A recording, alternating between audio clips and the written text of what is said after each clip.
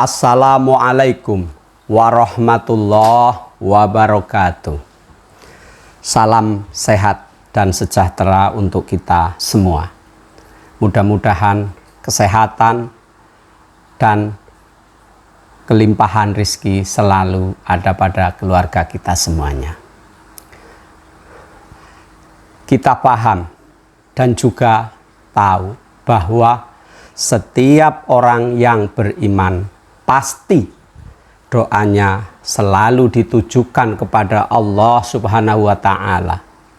Bahkan dengan menggunakan doa-doa yang ada di dalam Al-Quran atau tuntunan Nabi Sallallahu Alaihi Wasallam.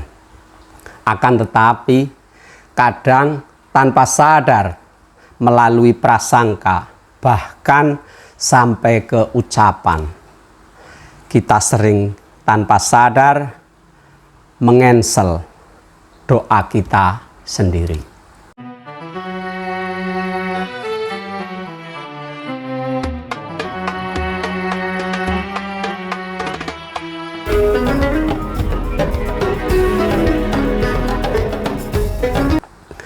Saudaraku, sebagian orang melihat bahwa dirinya ingin dalam hidup ini mendapatkan pertolongan dalam berbagai hal. Tetapi tanpa disadari, lisannya sering sekali mengucapkan bahwa hidup ini sangat berat. Menjadi profesi guru itu berat. Menjadi dai itu berat. Bisa istiqomah juga itu berat. Padahal Allah Maha memberikan pertolongan pada umatnya.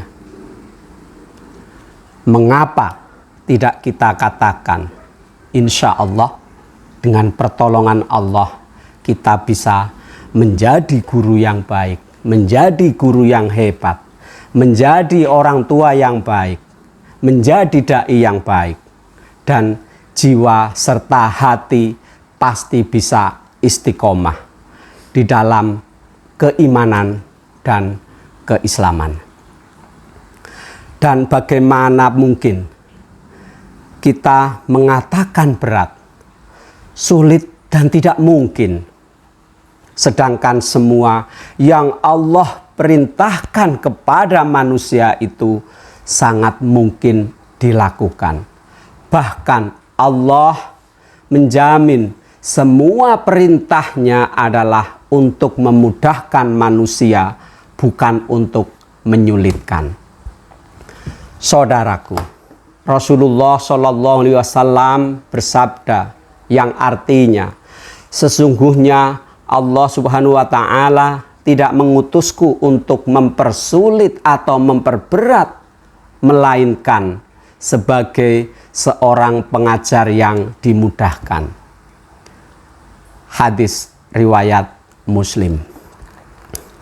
Dengan demikian, tugas kita adalah yang paling urgent, bagaimana menajamkan keyakinan dan kepercayaan secara utuh kepada Allah Subhanahu wa Ta'ala.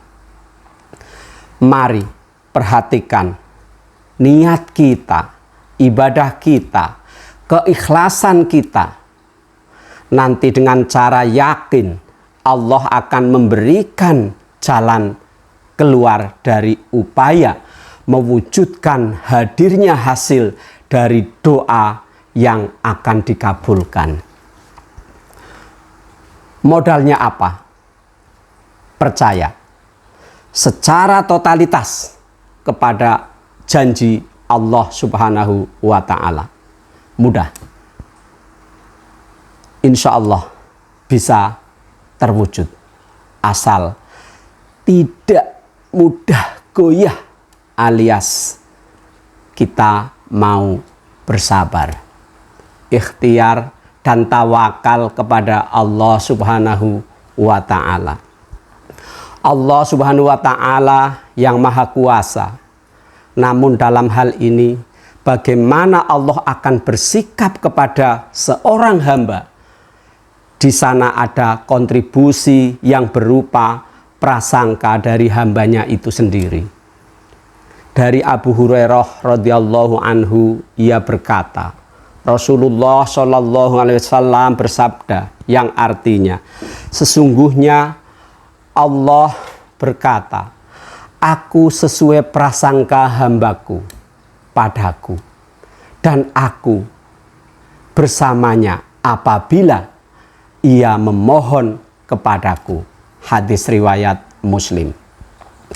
Saudaraku, oleh karena itu seorang hamba harus selalu berjuang untuk berprasangka yang baik kepada Allah Subhanahu wa ta'ala.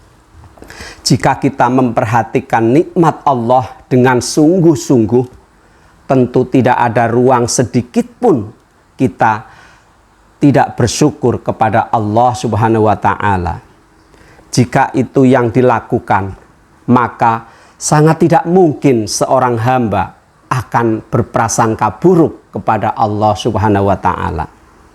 Dengan demikian, maka pikiran dan ucapan, bahkan tindakan kita akan baik. Yang penting dicatat, yaitu orang yang mampu berbuat baik mulai dari ucapan dan tindakan serta berperangkat dari prasangka yang penuh kebaikan kepada Allah Subhanahu wa ta'ala. Jadi, dari berprasangka baik kepada Allah Subhanahu wa ta'ala, kita yakin seutuhnya kepadanya. Ingat, rezeki bukan hanya dari bentuk gaji saja. Iya tidak? Bukankah rezeki dari Allah itu sangat luas?